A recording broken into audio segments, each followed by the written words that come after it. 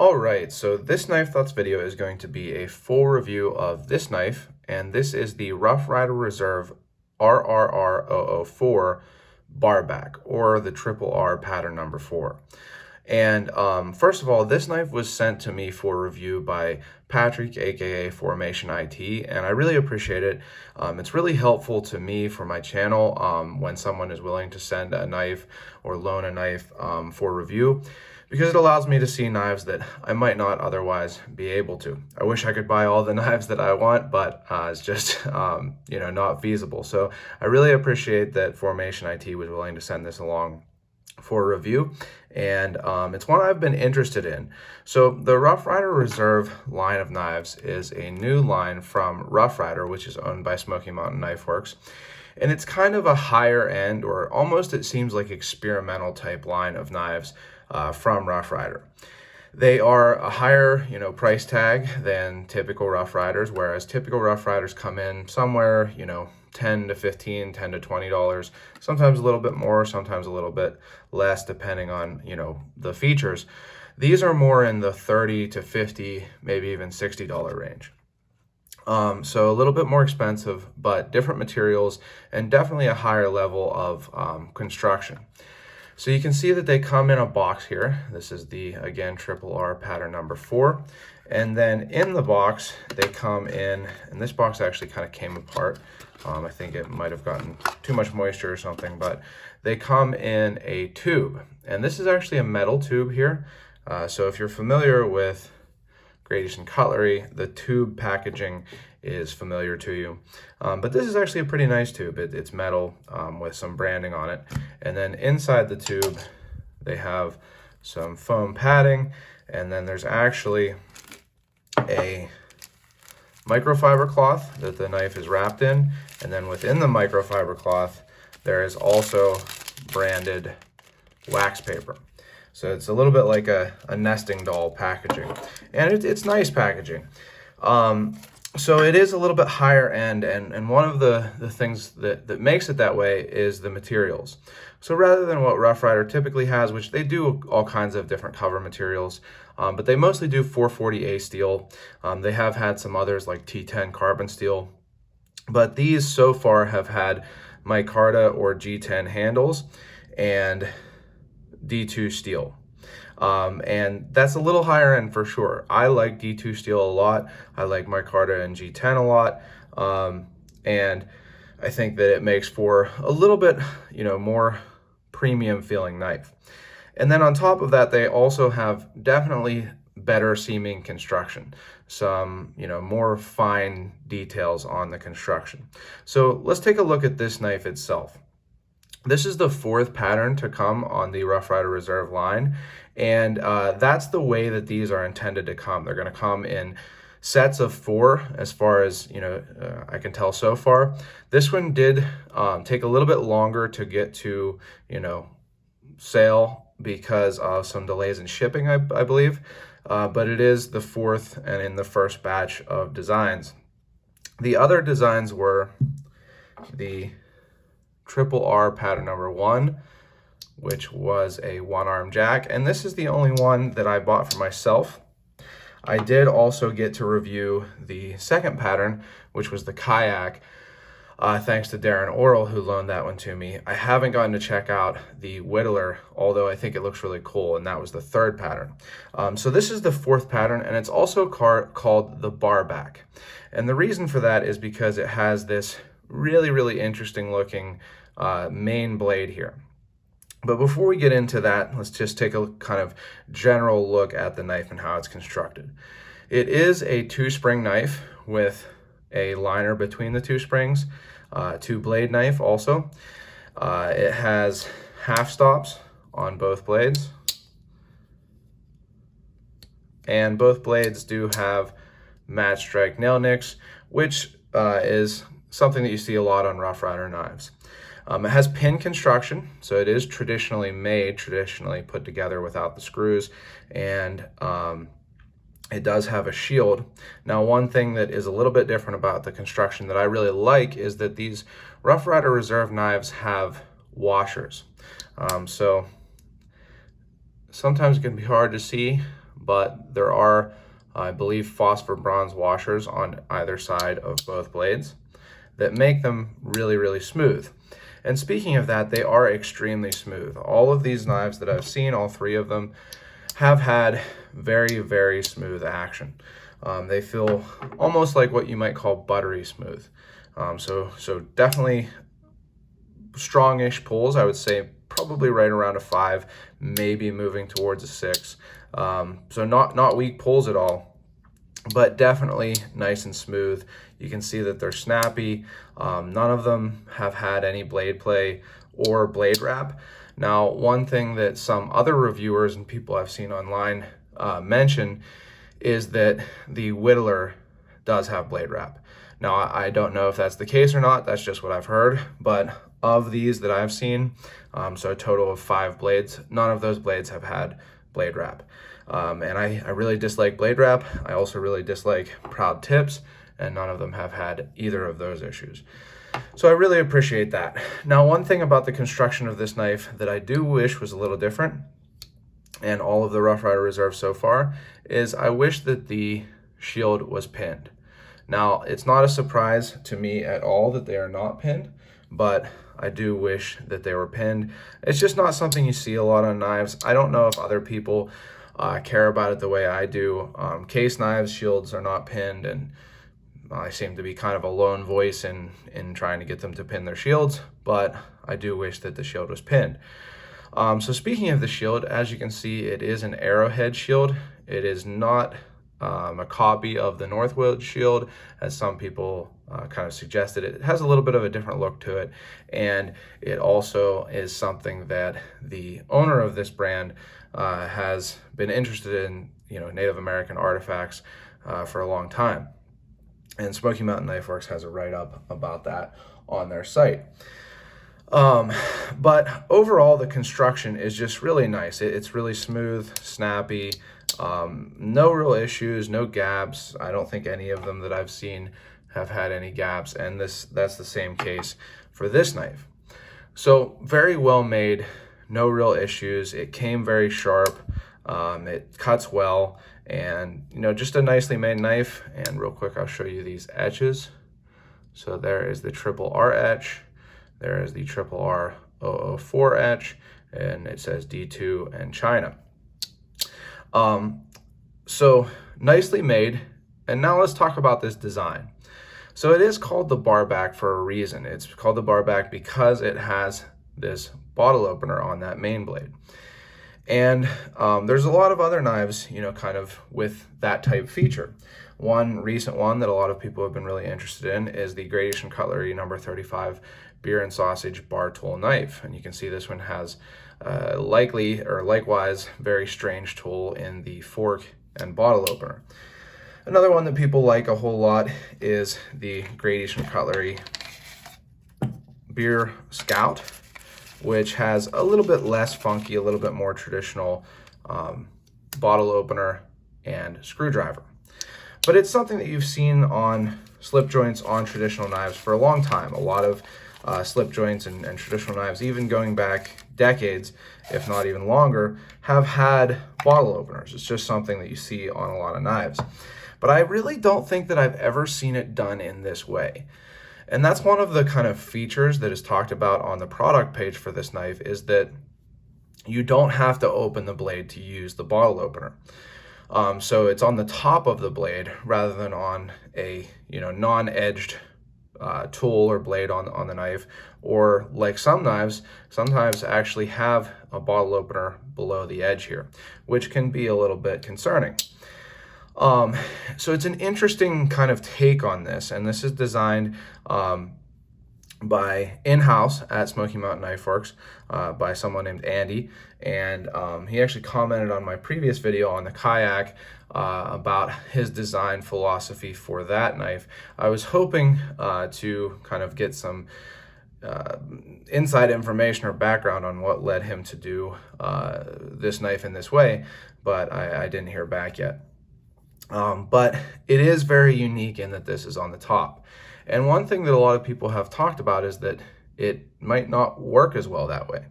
So I decided, I hope I don't get in trouble with YouTube for doing this. I certainly hope I don't. And I'm not in any way associated with this brand, but I thought I would actually show how this works here on camera. So what you do, and again, I am not associated with this brand at all. Thought it was a kind of a funny brand to pick because of everything going on. But what you do here is you take the hook and you place it, and you kind of have to get it in one of those areas that stick out there. You're not going to get it underneath just anywhere. You need to get it in one of those.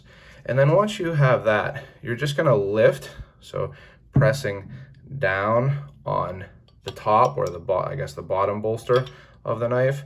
You press down and it starts to lift that cap. And you can see it starts to lift it off. I have found that you need at least 2, if not 3. You can see it's starting to work there. A little bit of juice behind this one, and it will take it off. But as you can see, for me, I have tested it a little bit, and it seems to take at least 2, if not more, pulls. Not a big deal at all. It definitely works. But I'll talk about in a second how I think it could work better. And one downside that I see to having it on the top like this is that when you press down and actually use that, it's pressing this tip farther down into the blade well.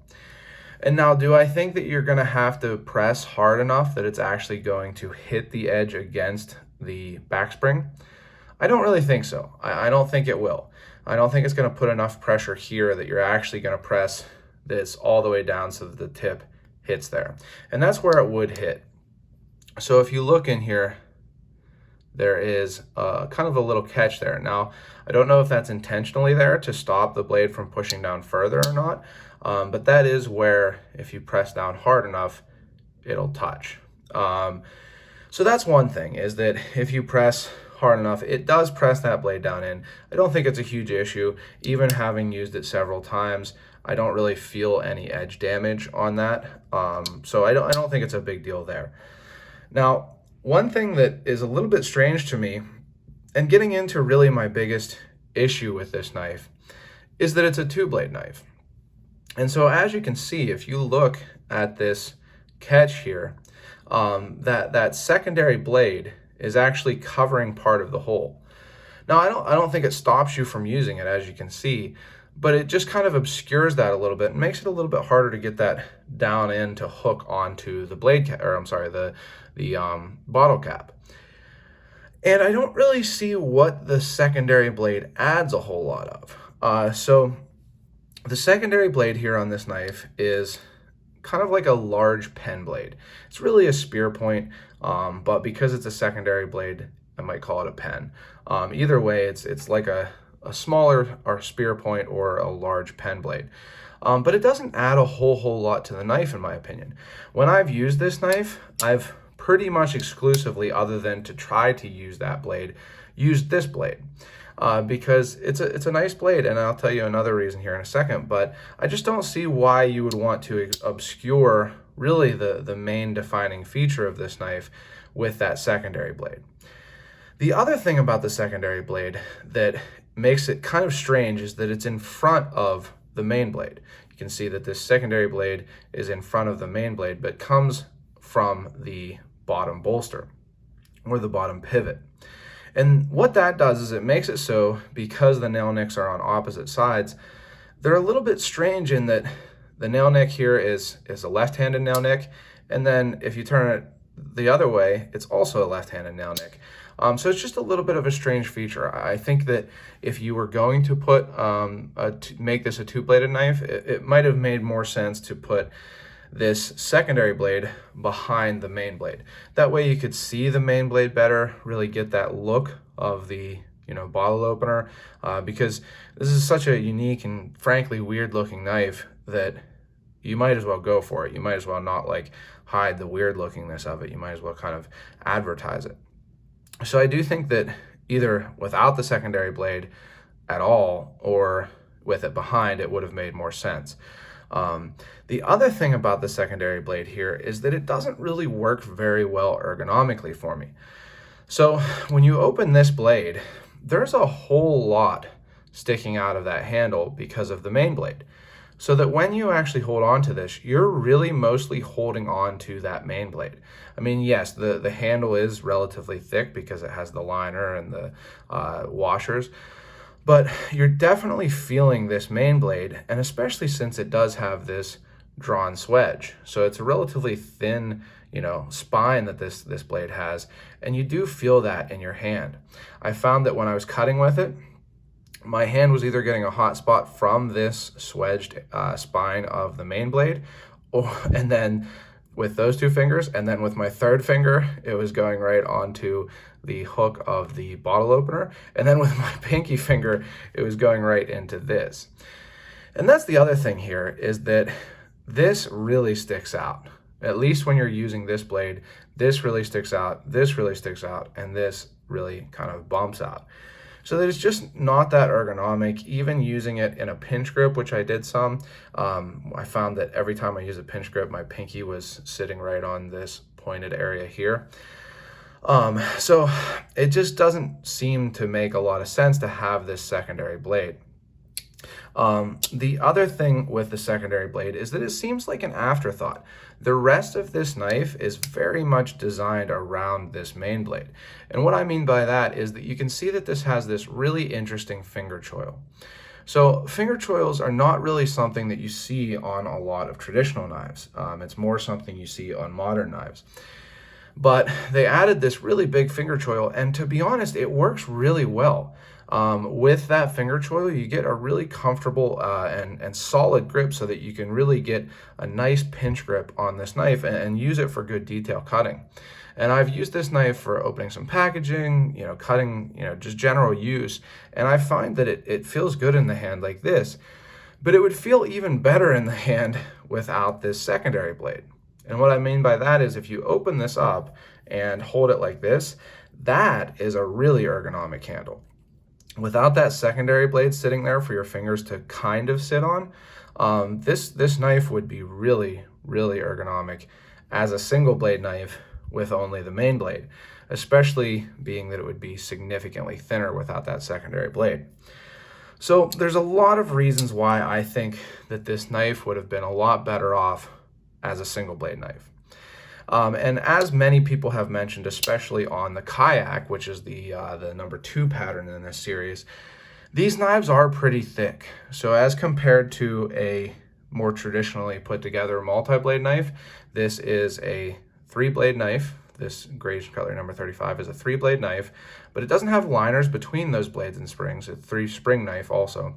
And you can see that it's actually thinner, I believe, than the bar back. And the reason for that is a couple things. First of all, it doesn't have those liners. And then second of all, it doesn't have those washers. And there's a pretty big gulf of space between the two blades on the bar back tool. And so a lot of people commented on my video about the Kayak, about how it was too wide, and I've seen that's pretty much the main feedback I've seen on that knife. And so I think if they had made this knife a single blade, it would have taken away a lot of that negative feedback about this knife. As a single blade, it would still be not the thinnest knife in the world, especially not the thinnest single blade knife, but it would be a lot less thick. One last thing here is that it has kind of an interesting general design around the main blade pivot. So typically, a traditional knife uses a kick to stop the blade from continuing to travel and hitting the edge against the backspring, which you can see on this secondary. This kick here, as you close the knife, it hits the backspring and stops the blade from continuing to travel. So as you can see, it stops above hitting the backspring. Because this main blade has this choil, this very significant, what you might call, especially if it was a Spyderco, a 50-50 choil, it doesn't have a kick, and instead it has this really large bump here that stops the blade. Okay, and obviously it works to stop the blade. But one thing that I was thinking about this knife, and I don't know this, they haven't confirmed this at all, but a lot of people have kind of conjectured that these Rough Ryder reserves might be made by the same company that makes A.G. Russell knives. And some of the reasons for that is that they have some similar characteristics. They seem to be made and have a kind of similar feel. One of the things that people say about vintage knives is that you should read the knife, not the tang, right? To know who made a knife, you should look at how it's made, not what the tang says. And again, I have not confirmed this, I don't know this, but a lot of people have conjectured that the Rough Ryder Reserve line has been made by the same, OEM manufacturer, not to do the ATM machine thing, but OEM as the knives that are made for A.G. Russell. And one of the things that A.G. Russell knives have that I really like is a blade stop pin. And I hope, yeah, you can see that right there. There's actually a pin that the blade lands on. So as you close it, it actually hits that pin, which is separate from the backspring. It does not move with the backspring. And so that makes it a little bit more secure. And one thing that I think would have made that a better choice on this knife, if it was possible, is that that would really completely take away the issue of the blade being pushed down from using that bottle opener. If it used that pin rather than using a bump on the spring, pushing down on this to use this bottle opener would not actually move the blade farther down, because what allows that to happen is the fact that when you push on the blade, it actually will lift that spring. I don't know how well you can see that there, but it actually lifts the spring away from the handle. So a stop pin would have, fixed that. Another thing here is that this extension on the tang is something that a lot of people mentioned in my previous video on this knife, the unboxing, that it looked like it would be uncomfortable. And like I said, at least when using the secondary blade, it is a little uncomfortable. I haven't noticed it being a problem, like poking me when I've carried the knife. I've carried it in my front left pocket, my watch pocket, and my back right pocket, and I haven't noticed it being a problem. But in use, it is kind of pointy, and I have noticed it reaching down into my pocket to get the knife, that you kind of can poke on that, and the one time it worried me. I thought that I actually, my finger hit the point of the knife, but not a huge deal in literally in carrying it in your pocket, like sitting on it and it poking you or anything like that. But it seems like the reason that this sticks out as much as it does is that it has, again, a really unusual design on this backspring. So rather than just having a flat top, like on, pretty much every other traditional knife has a flat top to the backspring, as does the secondary here, this blade has kind of a ramp along that. And so that's why if you look at this, rather than just being flat across, it has this kind of cutout area that actually sits in that ramped area. And I don't really know what the purpose of that is. That's one of the things that I wanted to ask the designer about, as well as why they decided to make it a two-blade knife. But I really don't know what that's doing for it. It shouldn't really affect anything in using the bottle opener. And I don't really see how it's going to make it more secure in the open position when using the knife. The only thing that I can see that would do that is if you're like expecting your thumb to press down onto this area here and kind of like create a little bit of like a friction folder type lock. But I don't really see that being something that actually adds security to the knife in realistic use. And it seems to me that what they could have done is just actually extend this backspring up to where the ramped part comes to, and then that would have actually allowed them to cut this off straight at that area, which when closed, you could see that would actually make it so that it wouldn't have this area sticking out much, if at all. So I really don't know what the intended kind of added value of this ramped backspring and extended tang is, or was intended to be. But I think that it probably would have been better off just done traditionally, just cut straight off, with the back spring extending a little farther up so that this stuck out a little less. And to be honest, because of that, even though I really like the D2, I have used it a good bit, like I said, and it seems to have held an edge really well. I do like the grinds. They seem to be ground nice and thin for good slicing. This blade in particular has seemed to slice really well. And I do like the look of it. I think that it's very finely finished. You can see that these covers are nice and smooth. They have some curvature to them, which makes it, feel relatively good in the hand. I think that they just plain look good. The shield is fitted well. The covers are fitted well. The pins are well done. There's no cracks, there's no gaps or anything like that. So it's a well-built knife. But to be honest, because of those things that I think could have been designed better, it's not really something that I am interested in purchasing for myself. Again, I'm very, very thankful that FormationIT loaned this knife to me to do these reviews. And it's been very interesting to get to check this knife out. But it's not something that I necessarily would buy for myself. If I did, I would think about having this blade removed. And in fact, I have thought about that. There's lots of people on the Facebook groups and things like that that do blade deletes. And a lot of people like to have that done on 2-blade knives, especially if it's just like a main blade and a pen blade, because people sometimes just prefer single blade knives. And I think that this knife with a blade delete would be significantly better. Another thing that I think would make it better is changing this. And then if you did, switch the nail nick. Although even with the secondary blade, I've always pinched this knife open. It doesn't even really need the nail nick on the main blade. It's very pinchable. So if I did get this knife, I would definitely think about having the blade, the secondary blade taken out. But that's just added, kind of cost and time and hassle. And so I'm not sure that this is a knife that I'm going to be purchasing for myself. That said, if you are big on novelty knives like, the beer and sausage knife or the Beer Scout, it might be something worth checking out just because it is so absolutely weird. I mean, I'm not going to mince words. It's a weird knife. But it's a well-made knife, even if the design, I think, kind of misses the mark. So again, I really want to thank FormationIT for sending this along.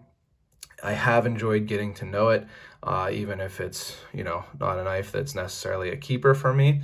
It's going to go back to him, and I'm not sure what he's going to do with it. I think he already has one, actually. But I also really enjoy this Rough Ryder Reserve line of knives. I'm really looking forward to the next batch of 4 knives that they have coming because I think it's a good thing for the market. I definitely, just because this knife isn't the best knife for me, doesn't mean that I'm not going to buy these Rough Ryder Reserves anymore. I think it's a good thing for the market that Rough Ryder is doing this, making these higher end knives. And I really like this one.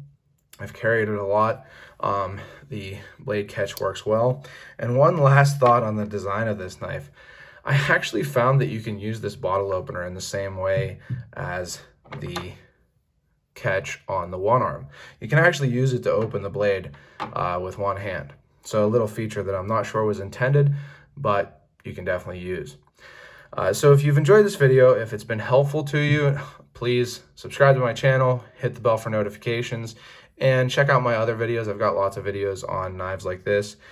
And also check out my website, knifethoughts.com, where I have articles on knives like this and knife-related topics like knife history and stuff like that. And I'm also on social media, especially Instagram, at Knife Thoughts. And last but not least, as always, don't forget to go out and do good.